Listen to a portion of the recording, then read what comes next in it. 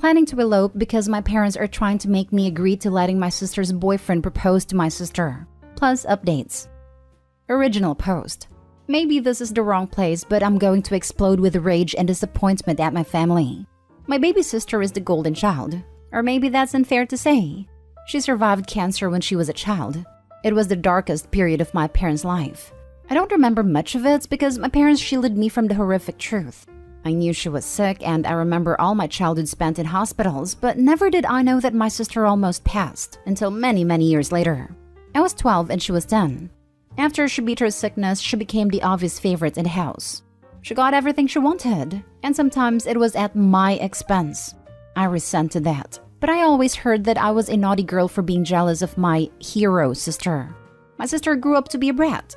Now 20 years later, she is still bratty. Although we get along a lot better than we were teenagers/young adults. My wedding is in July. Neither my fiancé nor I have the money for a big wedding, so we settled for a small wedding. About 30 people, at my fiancé's grandparents who own a beautiful house with lake view. My parents, when they heard this, said no way and offered to pay for a bigger wedding and better venue. We didn't agree at first, but later did as we did not want to disappoint them. It seemed like it was important to them. Then last week, my mom invited me over. My dad, mom, and my sister's boyfriend asked me what I would think if my sister's boyfriend proposed to my sister during the wedding. So it becomes an engagement party as well as a wedding. Mom has seen reels on Instagram about people proposing to maid of honor/bridesmaids and thought it cute. And my sister is my maid of honor.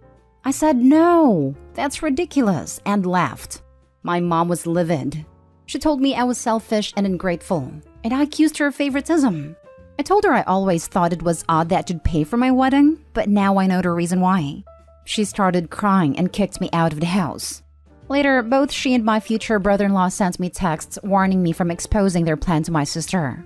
My fiancé was disappointed, but not sure what we could do. My parents have spent almost $30,000 and it's too late to cancel. My mother called me today to plan a proposal, and I begged her not to ruin my day. She told me that since she was paying, she can make requests, and that I should let go of my jealousy and resentment towards my sister because she's innocent in all of this. But the thing is, this day will be about my sister. I told my fiancé to ask his grandparents if they're still willing to host my wedding. If they are, I'll revert to our original plan. If not, I'll just elope. Not sure yet if I'm going to tell my family and cancel the wedding or just let them have their grand proposal party. None of my family is invited to my wedding, including my sister. Thank you for listening. Now for the top advice before reading the updates. Uninvite them, go do the wedding at the grandparents' house, and let your sister and parents have a $30,000 engagement party. Great that your sister survived cancer, but your parents put you on a back burner your whole life. Now it's your turn to enjoy it. Do what's best for you. This is an awesome suggestion, because it's what they were planning all along. This is all very disturbing, and it reminds me of that story where a girl was graduating from college and her parents decided to go to her younger sibling's prom instead. WTF? What is wrong with some of these parents? That's messed up. And you were right, this was all pre-planned. If you do have it at fiancé's grandparents, will you invite your family? Seems they can't stand for you to be the center of attention even on a day you should be. I won't. I'm done. They have no right to try to force this on your wedding. I've had a lot of medical issues throughout my childhood, including cancer. And still as an adult, I always felt guilty that my little brother spent so much time in the hospital or staying with my aunts. Once I was healthier, we reverted the attention back onto him as the baby of the family. One year I was in the hospital with cancer and he spent his 7th birthday with our aunts. We had a mini party at a hospital on the weekend, and one of my dad's employees made him a WWE cake as a gift. Then, when I was back home, everyone decided to give him a big birthday at a park. He got a lot of gifts and felt a lot better about not spending his birthday with us. My parents always made sure we all had the same amount of attention and love. I'm sorry that your parents didn't do that for you. I don't blame you for inviting them to your wedding. This is supposed to be one of the happiest days of your life, and they don't deserve to be there if they can't let it be about you and your fiancé. Lots of comments seem to delight in the ways you can cause maximum pain to those who have offended you. Mostly, I want to say how sad I am that instead of looking forward to what should be a wonderful day for you and your future husband, that you are finding yourself having to do damage control and grieve broken relationships. I don't have any idea as to how you can fix this. Only thing that I do suggest is to do your best to come out of this being able to feel good about your choices, what you say and what you do. You don't have to make your family happy or do what they want. You are not required to have an ongoing relationship with them. You do have to live with yourself through the years. Do things in a way that makes you proud of you. Edit: I can't tell her since she has no idea her boyfriend is going to propose, and this would ruin the whole thing. At the same time, it would be ruined anyway when I elope and she wonders why. But as of this morning, my mom still says they're going ahead with the proposal even without my help.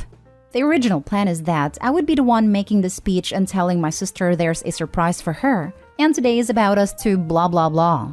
And then her girlfriends and boyfriend do some rehearsed dance to their favorite song and then he proposes. If I know her well, she wouldn't mind being proposed to on my wedding day. So it's a lose-lose situation for me. Sometimes I think maybe I should agree and get it over with, but I'm so angry. And my fiancé actually doesn't want me to cave this time since we both were happy with the backyard wedding. We even asked mom to donate what she had planned on spending on a wedding to the Childhood Cancer Fund, in our names like what we've requested as a wedding gift from our guests, but she insisted on a party for the extended family. I had a back and forth texting with my future brother-in-law where he called me jealous and bitter. I have now blocked him. He texted my fiancé apologizing, but we didn't answer. My plan now is to get married a week earlier at my grandparents-in-law with 20 guests, because we have managed to change our honeymoon trip booking to be 3 instead of 2 weeks, with departure day the morning after the wedding. My mom's wedding party is already paid in full with no refund possibilities with such short notice. 3 weeks. That was the whole point, I think, to spring this information on me so close to the wedding date so I can't really do anything about it. Now they will have 1 week's heads up anyway when they see my wedding pictures on social media. They will probably just turn the wedding into an engagement party and have a blast. So it's a win-win, I hope. You could also turn it into a destination wedding without your family. Imagine them finding out you married someplace awesome and they weren't invited. Maybe get married on a beach where you wear a white sundress and any bridesmaids wear sundresses with tropical flowers? If your parents bought your wedding dress, I'd return it and get something for a more relaxed wedding. Let them see you marry in a dress that wasn't part of their manipulation. I really can't afford a destination wedding with a short notice. It would have been the ultimate revenge though. My dress is a gift from my mother-in-law. A very simple dress that probably cost $200 to $300, but it's so beautiful. Could you give us an update on how things are going? And now for the first update. I'm getting married on Saturday. I haven't told my family about it, and I won't. The last time I spoke to my parents was 5 days ago. I told my mom that I wasn't going to attend a party she's paying for and that they should just make it an engagement party instead. She said I was being ungrateful and bitter. I told her again that I wasn't going, but she doesn't seem to believe me. 2 days ago, I told my sister about the whole thing. She was shocked at first, but later basically asked me to go with it. I told her no, and she said she was disappointed in me. Why do you have always to complicate things? My mother and future brother-in-law are so angry at me now for ruining their surprise. But I felt that I had to tell my sister why I'm canceling my wedding, right? Had she supported me, I would have told her about my wedding on Saturday. But she sided with mom and her boyfriend in believing that I'm overreacting. So now I haven't spoken to them since. Sooner or later, they'll contact me about preparations and rehearsals because they honestly don't believe I have it in me to cancel the big wedding. Let's hope that they find out I was serious first when I'm already on my honeymoon. I'm planning on leaving my phone turned off or in silent so they don't ruin my time with my husband. Oh, I need to get used to this word. My husband. And now for the second update. I really want to thank everyone that showed me support. I'm now happily married and in Como, Italy for my honeymoon. I tried to stay away from my phone, but I was so curious to see my family's reaction to my elopement a week earlier than planned. It was really ugly. I must start with saying that I really tried my best to negotiate and compromise with my family and truly explain that this was hurting me. I have nothing against my sister, and to be honest, nothing against her getting engaged on my wedding. But the principle that it was made very clear to me that I had absolutely no opinion or say in what was going to happen and what's supposed to be my special day was where I drew the line. It wasn't a wish or a request. It was a matter of fact, and it was decided. So I told my mom that I'm not going to attend a party she's paid for. Maybe they should just make it an engagement party instead. She got very upset and told me that the engagement was supposed to be a surprise. I told her that I was just giving her the heads up since she's about to lose an insane amount of money. She didn't take me seriously, like I wasn't going to cancel my wedding because of a trivial thing. What she didn't know is that I've already made plans to get married a week earlier at my grandparents-in-law. We invited our closest friends, and some even had to book earlier flights and take more vacation days. For these people, I was extra grateful. What was left was my sister. I'd been back and forth arguing and negotiating with my parents and future brother-in-law. I decided that even if this would ruin her surprise, I had to tell her, so I did. She wasn't really happy with my mom, but she was more upset that I ruined her surprise. And she, as I expected, thought I could have just sucked it up and gone with the flow. I didn't tell her about my new wedding date. The wedding was dreamlike. In the back of my head, I was hurt that the people who loved me the most weren't there. But I pushed the thought away and refused to let it ruin our day. My husband was amazing. He promised to make me happy for the rest of my life and to make up for every heartbreak I've experienced in the past. My in-laws surprised us with upgrading our honeymoon to a 5-star hotel. I had my friends and some cousins and my favorite aunt attending.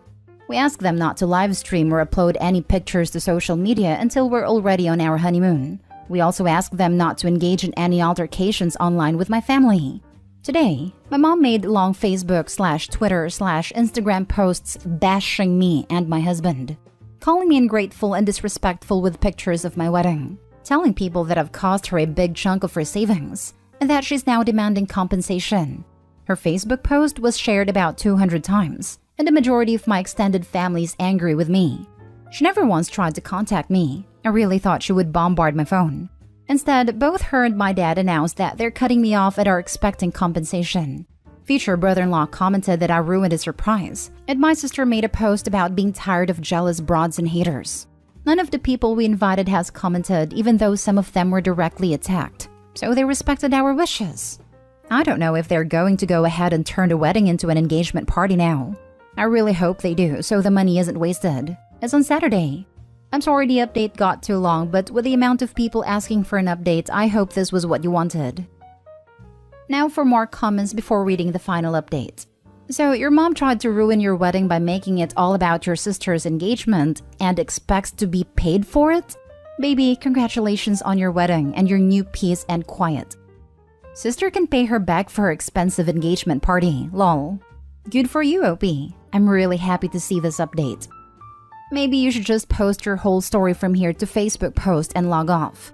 I don't think they're going to listen to you, so take a cathartic experience writing it all down and let the world see it. I'm sure their entitled behavior won't like the truth. Do this. I'm sure your mom colored the story to a version that made her and your sister out to be the victim. Please announce your pregnancy at her wedding even if you're not pregnant. Get up as if you're going to make a speech and announce that you're pregnant. Haha. That is if I was invited to the wedding at all. No, don't waste your time and energy like that. Put them all in the past and move on quietly. Now for the final update. Yes, they did. And they blew the internet with pictures and posts about how magical the night was.